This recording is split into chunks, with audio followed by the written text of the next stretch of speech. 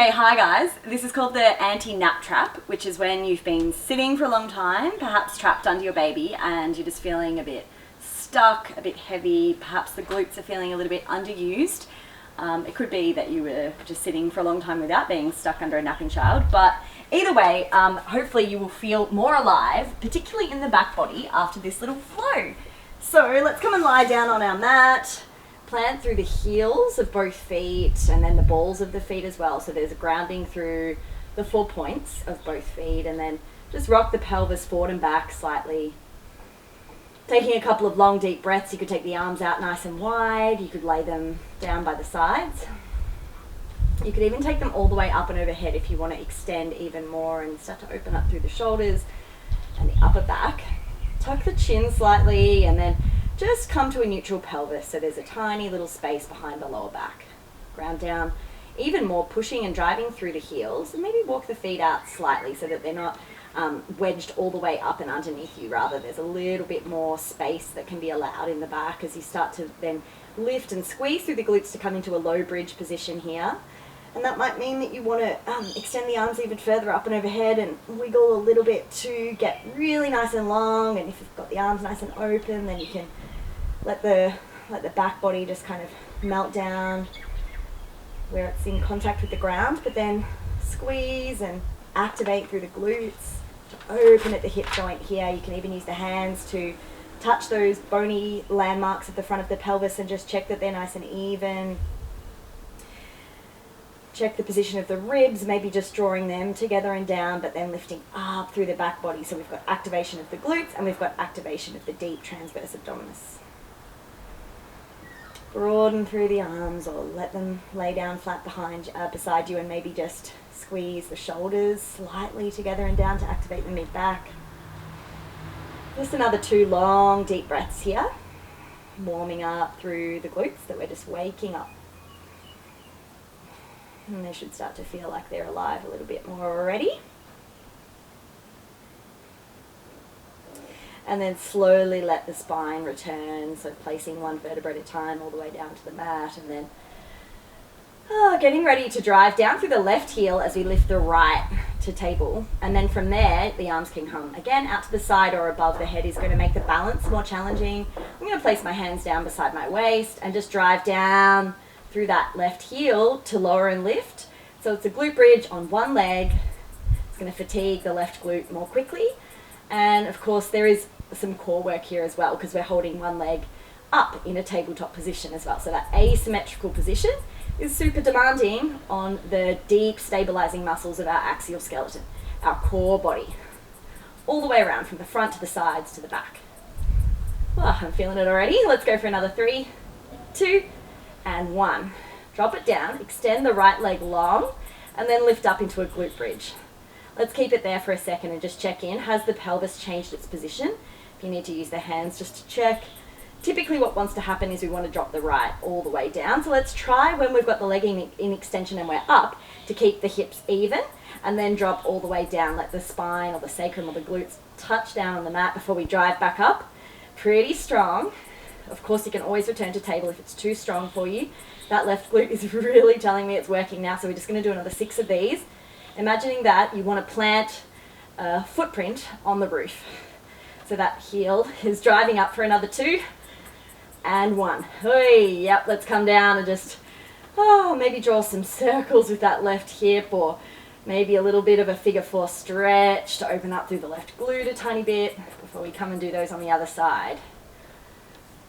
So we're going to plant down through the right heel and take that left foot up into table, and then just those single leg glute bridges with the bent left leg. So I am really sending my mind's eye to my right heel now, and I am squeezing my right glute to open my right hip. That's the action that I'm doing. I'm not necessarily like thrusting around. I'm squeezing my right glute. Squeeze your right bum. And that is what will lift your pelvis and open up your right hip joint.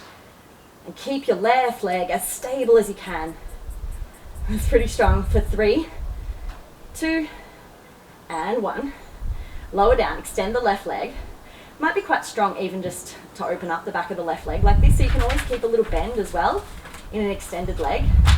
going to take my arms out and just try how this goes, but let's lower and lift that extended left leg.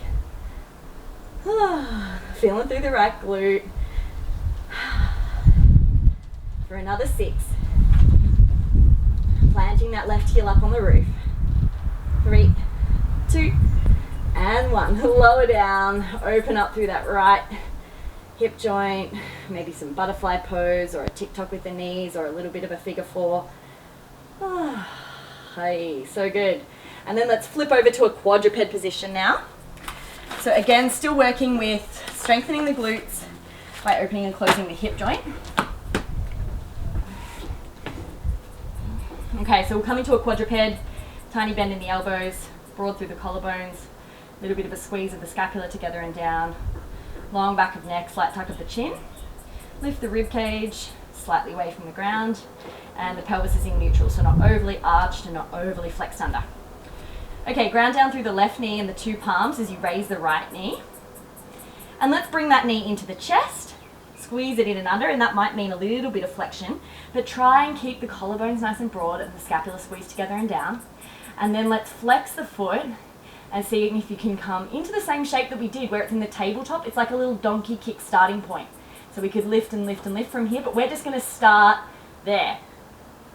We're just going to come to that position, and then let's flex the knee and draw it in and under, flex through the spine a little bit, and then send it back. Lift and squeeze.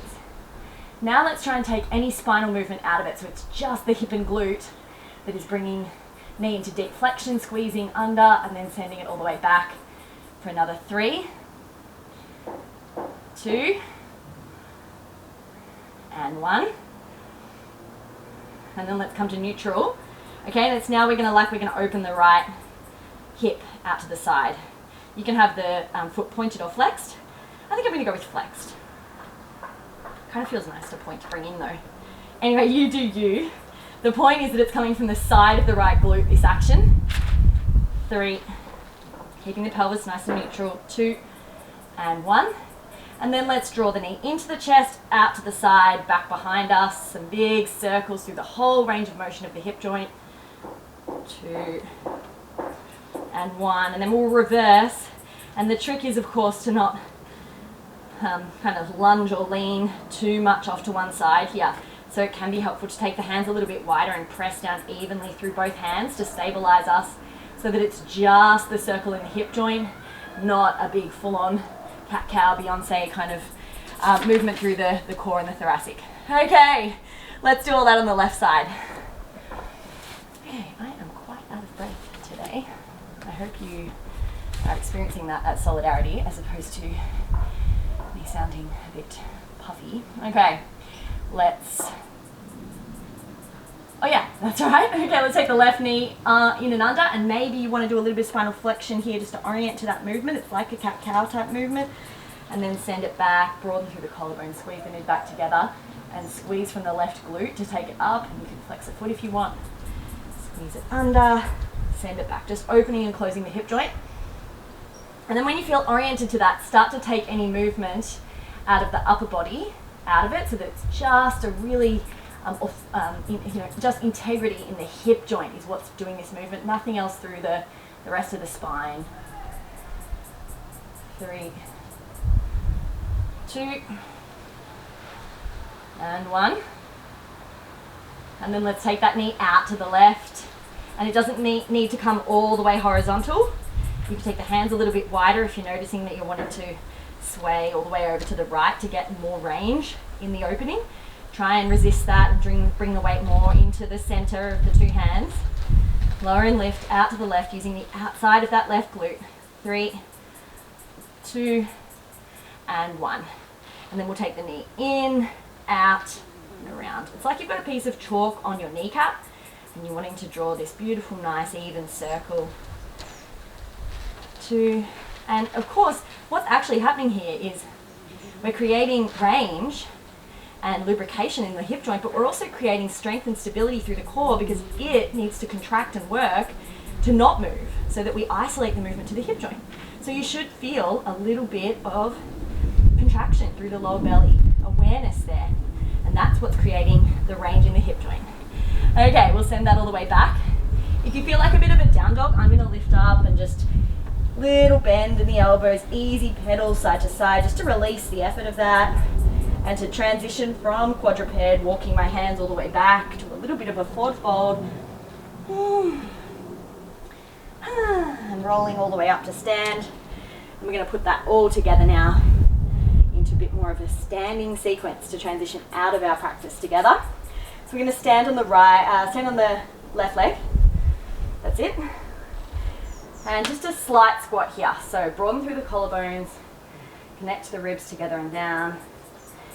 Look down, the knees are tracking more towards the middle toes. And then stand, you can have your hands on your hips. You can have them at prayer. You can even have them nice and open, broad through the collarbones, extended out. Place most of the weight into the left leg. And we're going to stand up, raise the right knee into the chest. And then we're going to bend the knee and send it back into that little bit of a donkey kick or that hip extension, the tabletop that we did. You would remember when we were lying down in the glute bridge, we had the leg and table, just like we've got here. We're now just taking that tabletop behind us. And the torso will tilt or tick-tock from an upright to a slight tilt forward as we move. And the challenge is to use the core to control and stabilize so that the only thing that's moving is the right hip joint. And let's extend the leg all the way back now. And arms can fly back, deep bend in the left leg, deep hip flexion like you're in a nice deep squat. Squeeze the inner palms so the palms are facing each other, and squeeze the arms together to the midline like you're holding a beach ball between the hands. And then let's just hamstring curl for an added challenge. Otherwise hold. Hamstring curl looks like squeezing your heel to your bum for another 3, 2, and 1. Let's transition all the way through stalk if you can. If you need to touch down through the ground, do that. And a little bit of a figure 4. Flex the ankle and sit back. Just open through the right glute.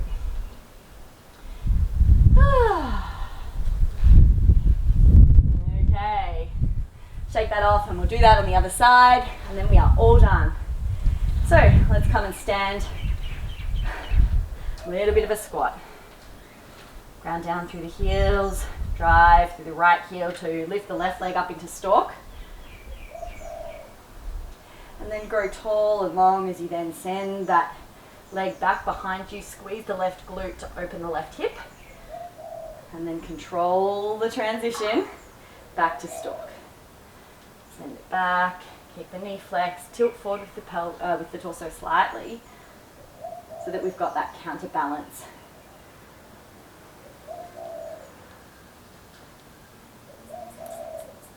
Second last one. Tilt forward. Tiny bend in the standing leg is going to feel best here. Nice and stable. And then let's send it all the way back. Arms fly back, leg flies back. Really strong and active through that back leg. You can flex the foot if that helps you. And then squeeze the heel into the butt. Keep the pelvis even like we practiced in our glute bridges. Long back of neck. Tiny bend in standing leg. Deep breath, squeezing everything into the midline, heel into the butt for 3, 2, and 1. Let's come and stand through stalk if you can. Manage that transition, pretty tricky. Oi. And sinking down into a figure 4 stretch. Flex that foot and open up through the left hips and glute. So good. Okay, we'll let that go. Maybe just some hip circles to close, so just some nice big circles. Sending the hips forward, to the side, back and around in one direction. Big breaths just to bring the heart rate down a little bit. I hope you feel that that was sufficiently the equivalent of the opposite of being trapped under a sleeping baby stuck in your chair for an hour. And that you feel nice and alive in the glutes, and I'll see you soon. Namaste.